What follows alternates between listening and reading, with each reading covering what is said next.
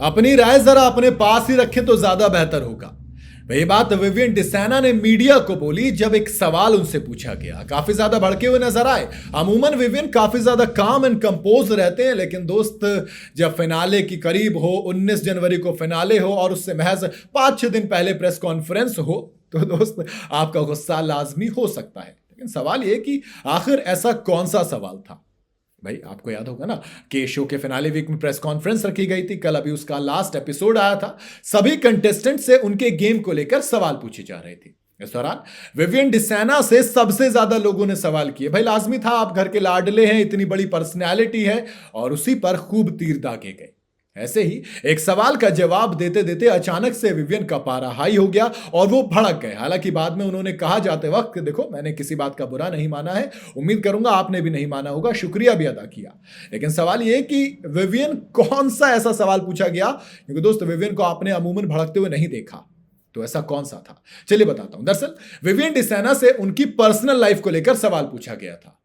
सवाल था कि आपकी पर्सनल लाइफ कभी भी लोगों के सामने नहीं आई है। आपने हमेशा अपनी प्राइवेट लाइफ को प्राइवेट ही रखा है, पब्लिक नहीं बनाया है। लेकिन अब आपकी लाइफ का एक बड़ा हिस्सा सामने आ गया है, तो क्या आपको इससे दिक्कत हो रही है? भाई हमने देखा है कि विवियन लाइमलाइट से दूर रहते थे, अपनी फैमिली के बारे में ज्यादा बातचीत नहीं करते थे, लेकिन इस सवाल का जवाब दिया। उन्होंने कहा, देखिए पहले जब मेरी पर्सनल लाइफ का कोई भी हिस्सा सामने नहीं आया था तो भी लोग बात करते ही थे। अब जब लोगों को किसी हिस्से के बारे में पता है तो भी वो बातें करते हैं। तो लाइफ मेरे पास है, वो मैं रखूंगा, राय आपकी है, आप अपने पास रखिए। इसके बाद विवियन से करणवीर के बारे में सवाल पूछा गया।